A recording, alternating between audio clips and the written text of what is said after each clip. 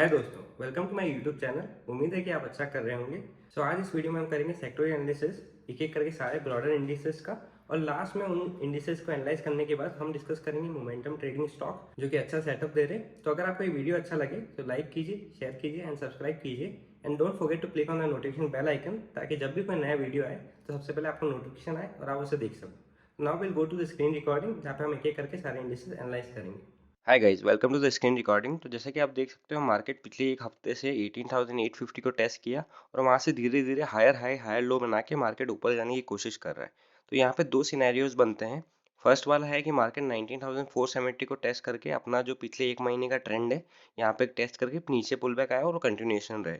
और दूसरा सिनेरियो ये बनता है कि ये वाले एरिया में थोड़ा और कंसोलिडेशन हो, इवन दो कि अभी ब्रेकआउट ना आए और थोड़ा और टाइम तक कंसोलिडेट हो, लेट्स से 1 वीक और more than 1 week, and then we get a breakout other side.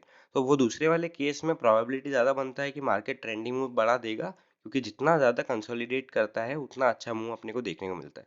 यहाँ पे आप पहले भी देख सकते हो कि जब यहाँ पे कंसोलिडेशन हुआ था तो ये वाले ब्रेकआउट पे हमको एक वन वे रैली देखने को मिला था, और उसके बाद यहाँ पे कोई कंसोलिडेशन नहीं हो, नीचे फिर वापस नीचे आया और फिर फॉर द नेक्स्ट रैली हमको यहाँ पे एक कंसोलिडेशन दिखने को मिला। So generally that is how indices work, कि एक बार कंसोलिडेशन होगा, फिर वो कंसोलिडेशन के बाद जहाँ ब्रेकआउट आया वहाँ पे हमको मूव देखने को मिलेगा। Same thing is happening with bank Nifty. Bank Nifty broadly 43,800 और 42,100 के बीच में है। जब तक ये लेवल टूटते नहीं है तो हमको कोई भी बड़ा ट्रेंड देखने को नहीं मिलेगा। But what I am expecting is कि मार्केट यहाँ पे टेस्ट करके इतना जल्दी कोई ब्रेकआउट नहीं दे, because even though if we are going to analyse US markets in the latter part of the video, हमको वहाँ पे पता चलेगा कि US markets are also having the same structure, जहाँ पे वो अभी रेजिस्टेंस के अराउंड है। और एक और चीज जो हम रिस्क रिवॉर्ड पॉइंट से डिस्कस कर सकते हैं कि यहाँ पे जैसे मान लीजिए अभी Nifty is around the crucial level of 19,200 और 19,300, जो कि यहाँ पे पहले था और यहाँ पे भी पहले था।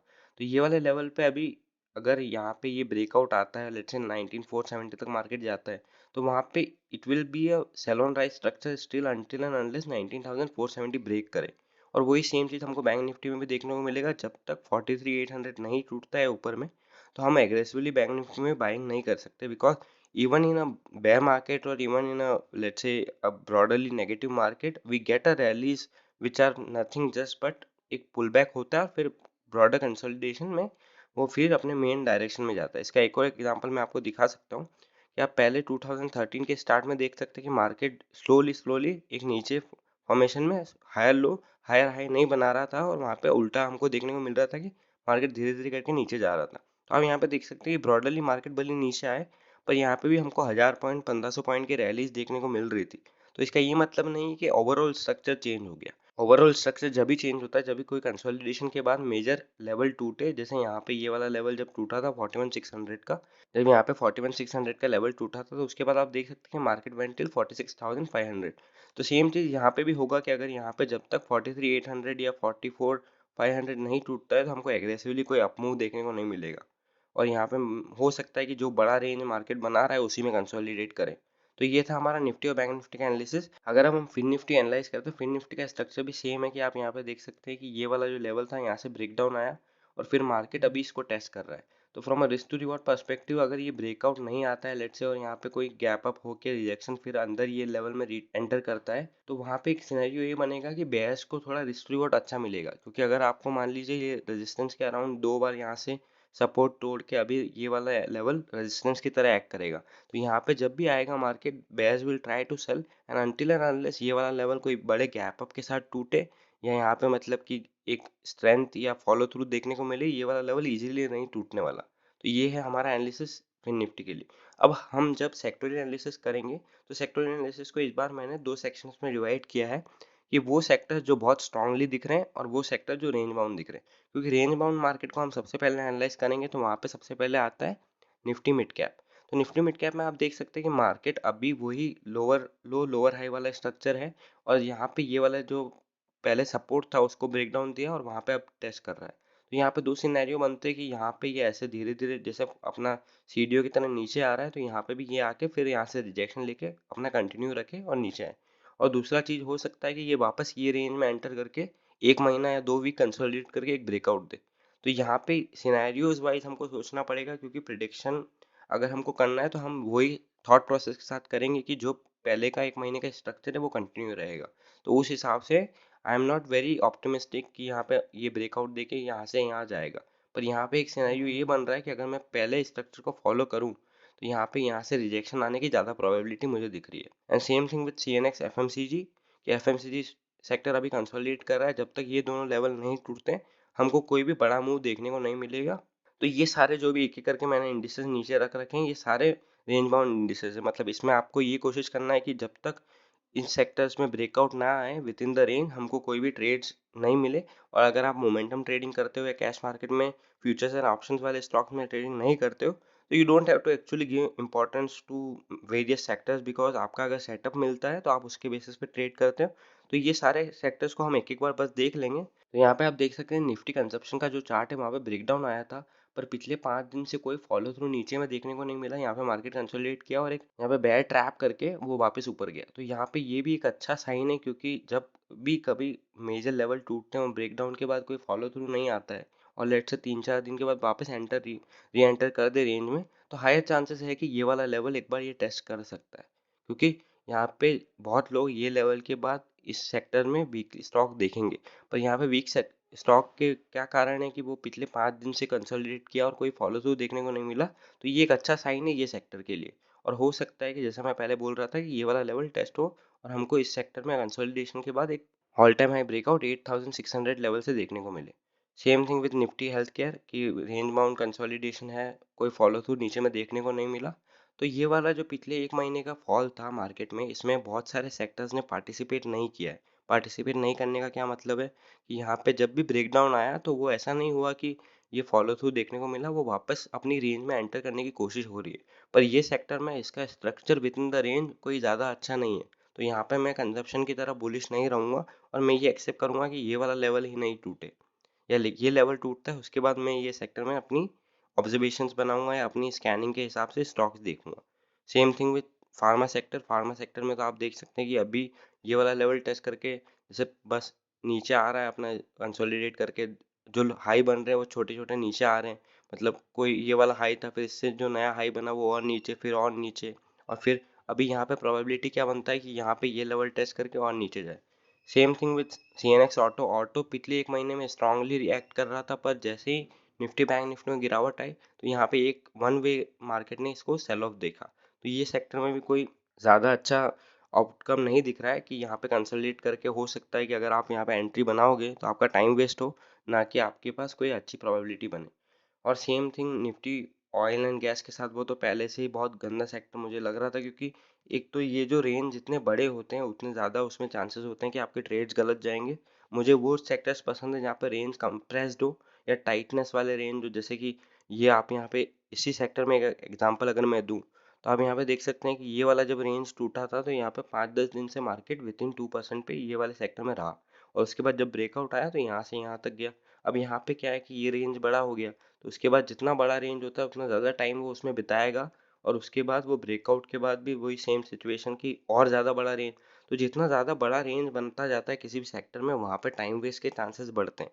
क्योंकि अगर आपको मैं जैसे आपसे स्ट्रॉन्ग सेक्टर की अभी बात करूँ तो वो है, उस पर हम धीरे करके बाद में आएंगे तो उसको बाद में डिस्कस करेंगे। अभी ये 2-3 सेक्टर जो बचे हैं उसको डिस्कस करके अपन स्ट्रॉन्ग सेक्टर्स पे जाएंगे। तो वो सबसे पहले हमको जो 3 इंडेक्स बचे हैं उनमें से एक आईटी इंडेक्स पूरा यूएस मार्केट्स को फॉलो करेगा, और जैसा नैस्डैक दिख रहा है उस हिसाब से अभी भी वहाँ पे भी वीक स्ट्रक्चर है। और आप यहाँ पे वीकली चार्ट अगर निफ्टी आईटी का देखते हैं तो यहाँ पे ये कंसोलिडेशन के बाद ब्रेकडाउन आया, तो ये बड़ा कंसोलिडेशन था और वीकली टाइम फ्रेम पे कंसोलिडेशन था।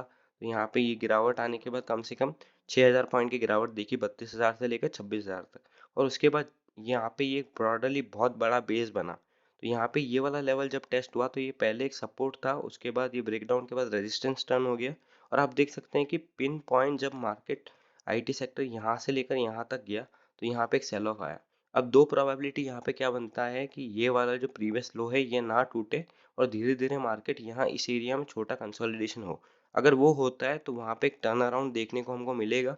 और दूसरा सिनेरियो ये है कि ये वाला जो लो है ये टूट जाए और आईटी सेक्टर इसी रेंज में कुछ अगले 2 महीना 3 महीना और कंसोलिडेट करे और उसके बाद कोई फॉलो थ्रू दे।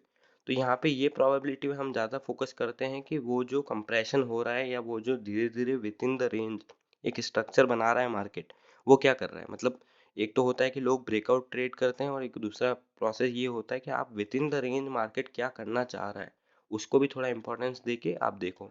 अगर यहाँ पे ये वाला लेवल नहीं टूटता है और मार्केट इस सेक्टर में आगे कंसोलिडेट करता है छोटा छोटा कंप्रेस होके, I will be more cautious कि यहाँ पे ब्रेकआउट आ सकता है ना कि ब्रेकडाउन आएगा। और सेम थिंग विद मेटल्स में आप देख सकते हैं metals broadly weekly time frame पे ये जब भी ऑल टाइम हाई ब्रेकआउट दिया और उसके बाद 2 वीक तक कोई भी फॉलो थ्रू नहीं, और तीसरे वीक में हमको एक बड़ा कैंडल देखने को मिला, और वो बड़ा कैंडल के बाद यहाँ पे फिर रिजेक्शन आया और उसके बाद ये वीक। तो यहाँ पे ये एक था बुल ट्रैप, मतलब कि बुल्स को एक तरीके से दिखाया गया कि यहाँ पे ऑल टाइम हाई ब्रेकआउट आ रहा है।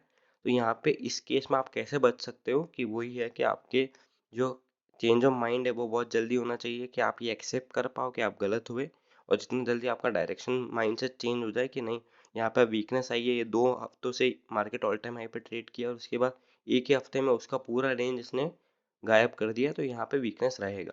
और अभी ये सेक्टर में जब तक ये वाला हाई नहीं टूटता है 7075 का, तो हमको यहाँ पे भी वही सेम स्ट्रक्चर देखने को मिलेगा कि कंसोलिडेट कर सकता है या तो, या वो नीचे गिरेगा। अब हम जाएंगे CNX PCU बैंक्स पे। तो PCU बैंक बेसिकली होता है प्राइवेट सेक्टर अंडरटेकिंग बैंक, मतलब जो भी सरकारी बैंक्स है, तो वहाँ पे आप डेली टाइम फ्रेम पे चार्ट देखते हो, तो डेली टाइम फ्रेम पे सेम स्ट्रक्चर आज बैंक निफ्टी है कि कंसोलिडेट करके बड़ा फॉल आया, उसके बाद एक वन वे ऊपर गया। तो यहाँ पे अभी ये वाले एरिया में यहाँ पे मेरा एक्सपेक्टेशन ये नहीं है कि ये यहाँ तक जाएगा। हो सकता है कि ये विद इन ये वाला जो लेवल है यहाँ पे अगर मैं इसको मार्क करूँ तो आप ये देख सकते हो कि ये वाला गैप फिल करे और फिर उसके बाद यहाँ पे रिजेक्शन लेके वापस कंसोलिडेट करने लग जाए। और लास्ट जो हमारा सेक्टर है वो है CNX मीडिया। मीडिया में हमेशा से मैं बोलता आया हूँ कि media has been one of the sector जहाँ पे यहाँ पे एक रैली हमको देखने को मिला था। ब्रॉडली अगर आप बड़े टाइम फ्रेम पे देखते हो तो बड़े टाइम फ्रेम पे ये इसने पिछले 5 साल 6 साल से एक बड़ा कंसोलिडेशन ही देखने को मिला है, और वहाँ पे कुछ ज़्यादा रिटर्न्स आपको देखने को नहीं मिले। यहाँ पे आप 2018 में भी यही था, फिर उसके बाद 2020। तो ऐसे सेक्टर्स में कैसे प्ले आउट किया जाता है कि आपको with in the sector play करना पड़ेगा, और इसमें आपके चांसेस ज़्यादा बढ़ जाते हैं कि आपके ट्रेड्स गलत जाए। तो यहाँ पे जब तक ये मतलब मैं तो वैसे जो भी सेक्टर्स ऑल टाइम हाई या 52 वीक हाई के अराउंड ट्रेड करते हैं उन्हीं को प्रीफर करता हूँ। तो ये सेक्टर में मेरा कभी भी ऑब्जर्वेशन नहीं बनेगा, और हो सकता है कि मैं ये सेक्टर में मिस कर जाऊँ, पर if there is overhead resistance कि यहाँ पे जैसे ये वाला ब्रेकआउट आता है उसके बाद ओवरहेड रेजिस्टेंस है, तो वहाँ पे टाइम वेस्ट की ज़्यादा प्रोबेबिलिटी बनती है। तो ये हमने डिस्कस किए थे कुछ रेंज बाउंड सेक्टर्स। अब हम जाएंगे वो सेक्टर्स पे जो स्ट्रांग दिख रहे हैं। उनमें से सबसे पहला है स्मॉल कैप। तो अभी जैसे ग्लोबल मार्केट्स गिर रहे हैं, निफ्टी बैंक निफ्टी गिर रहे हैं, Nifty bank Nifty has been like 7 to 6% down from the previous all time high.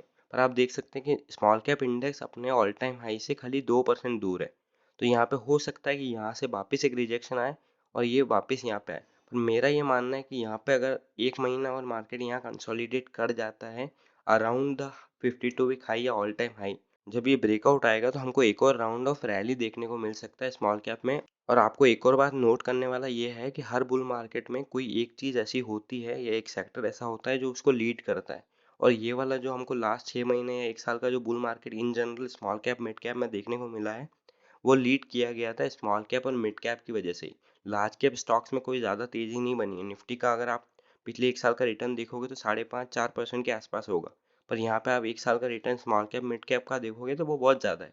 तो आपको ये सबसे पहले जज कर लेना है कि कौन सा सेक्टर पिछले 6 महीने से चल रहा है। ज़्यादा प्रोबेबिलिटी ये है कि अगर मार्केट टर्न अराउंड करता है तो यहाँ पे सबसे पहले बाइंग आएगी और यहाँ पे एक बढ़िया मोमेंटम आएगा। तो अभी मेरा एरिना हमेशा से स्मॉल कैप मिड कैप रहा है, तो मैं यही वेट कर रहा हूँ कि यहाँ पे थोड़ा कंसोलिडेशन आए और अपने जो इंडिविजुअल सेटअप्स हैं वो अच्छे बने। और दूसरा सेक्टर जो बहुत अच्छा दिख रहा है वो है PSU, मतलब public sector undertaking, public sector enterprise वाला स्टॉक। तो हमने लास्ट वीडियो में डिस्कस किया था कि ये जो ब्रॉडर ट्रेंड लाइन है इसको मार्केट हमेशा से रिस्पेक्ट करते आया है। यहाँ पे सपोर्ट लिया था, यहाँ पे सपोर्ट लिया था, और आपको जब मार्केट गिर रहा था तो उसने यहाँ पे सपोर्ट लिया। तो यहाँ पे ये 2 सेक्टर हमने जो देखे वो अपने मार्केट जब नीचे है, मतलब 6% 7% नीचे ब्रॉडर इंडेक्स, पर ये वाला सेक्टर ऐसा है कि जो अपने ऑल टाइम हाई के आसपास वापस आ गया है। तो यहाँ पे ये है कि इस सेक्टर में मुझे हो सकता है कि अगर ब्रेकआउट आए तो ये सेक्टर में अच्छे स्टॉक मिले। और सेम थिंग आप देखिए कि CNX रियलिटी, रियलिटी में मैंने आपको बोला था कि यहाँ पे ब्रेकआउट आया पर ये वापस नीचे गिर गया, तो वो वाले रेंज में सपोर्ट टेस्ट करके आप यहाँ पे इंडिविजुअल अगर कैंडल्स को इंपॉर्टेंस देते हो, तो ये वाला 26 अक्टूबर का जो कैंडल था इसने यहाँ पे सपोर्ट पिन पॉइंट टेस्ट किया, और जैसे कि कोई वेट ही कर रहा था कि ये वाला लेवल जैसे ही आता है मुझे बाइंग करना है। और उसके बाद जो हुआ वो मतलब it was a ball out of the park thrown वाला सिचुएशन की, मतलब यहाँ से वन वे हमको 8 दिन तक 2%, 2%, 1% ऐसे रैली देखने को मिला। तो ये सेक्टर स्ट्रांग है और यहाँ पे आप कैसे बाइंग कर सकते हैं हम, या आप कैसे स्टॉक इस सेक्टर में स्टॉक ढूंढ सकते हैं। तो अभी यहाँ पे क्या एक्सटेंडेड मूव आया है पिछले 6 दिन में, तो आपको यहाँ पे वेट करना है कि अगर यहाँ पे थोड़ा पॉज आता है, ये सेक्टर वापिस ये वाला लेवल को रीटेस्ट करता है, तो इस सेक्टर में जो भी स्टॉक है जो अपने ब्रेकआउट का रीटेस्ट कर रहे हैं या जो टाइटनेस में कंप्रेस हो रहे हैं, या जिनमें मतलब आपका स्टॉप लॉस 3% 5% का बनेगा, तो वो स्टॉक को हमको ढूंढना है और वहाँ पे ट्रेड बनाने की प्रोबेबिलिटी बनाएंगे। तो अभी तक हमने डिस्कस किया range bound sectors, strong sectors, और अभी हमको इंटरनल निफ्टी और बैंक निफ्टी का जो पिछले एक महीने का ट्रेंड है वो बियरिश ट्रेंड है। और आप यूएस मार्केट्स को भी अगर फॉलो करो तो नैस्डैक में आप देख सकते हो कि पिछले 2 महीने से मार्केट एक डाउन ट्रेंड चैनल में है। मतलब डाउन ट्रेंड चैनल की जैसे एक बड़ा जब भी यहाँ आता है तो ये वाले लेवल से रिजेक्शन आता है, तो यहाँ पे इसका स्ट्रक्चर कोई बुलिश नहीं है। भले यहाँ पे आप देख सकते हो कि ब्रॉडर डायरेक्शन नीचे है, पर ये ऐसा स्विंग्स जो अभी आया है 12,555 से लेकर यहाँ तक अभी 13,500 का जो 1,000 पॉइंट का रैली आया है, ये हो सकता है कि ये भी ऐसे रिजेक्शन होके फिर वापस ये रेस्ट। तो जब तक ये वाला लेवल जो है 13,700 का यहाँ पे ये वाला लेवल नहीं टूटता है, तो हमको IT sector in general, Nasdaq हो गया या अपना इंडियन मार्केट का निफ्टी आईटी हो गया, वहाँ पे कोई ज़्यादा तेज़ी देखने को नहीं मिलेगी। और अगर आप डाउ जोन्स की बात भी करें तो डाउ जोन्स भी अपने एक ऐसे लेवल पे है जहाँ पे risk to reward point of view से बेयर्स की ग्रिप, अभी यहाँ पे बेयर्स मतलब ज़्यादा अपना पोजीशन स्ट्रांग बनाने की प्रोबेबिलिटी में है। क्योंकि अगर आपको रिस्क टू रिवॉर्ड पॉइंट से अगर ये देखना है कि यहाँ पे किसका रिस्क टू रिवॉर्ड बनता है, तो जिसको अगर यहाँ पे मार्केट रेजिस्टेंस के पास है, तो यहाँ पे बेयर्स की जो स्टॉप लॉस बनती है वो बहुत कम है। और आप अगर लॉन्ग पॉइंट ऑफ व्यू से देखोगे तो किसी को लॉन्ग पोजीशन अगर लेने हैं तो वो कहाँ, यहाँ ये वाले गैप के यहाँ पे रखेगा। तो करीबन करीबन हमको 300 पॉइंट यहाँ पे दिख रहा है और यहाँ पे खाली 100 पॉइंट दिख रहा है। तो अभी इस पॉइंट पे मेरा ये मानना है कि अगर यहाँ पे ब्रेकआउट भी आएगा तो थोड़ा कंसोलिडेट करके आएगा। एकदम ब्रेकआउट आया तो वो वापस हो सकता है कि बुल ट्रैप हो और वो उसके बाद वापस नीचे जाए। तो ये था हमारा आज का सेक्टोरियल एनालिसिस वीडियो। अगर आपको ये वीडियो अच्छा लगे तो लाइक कीजिए, शेयर कीजिए, सब्सक्राइब कीजिए। So don't forget to click on the notification bell icon, ताकि जब भी कोई नया वीडियो आए तो सबसे पहले आपको नोटिफिकेशन आए और आप उसको देख पाओ। Thank you.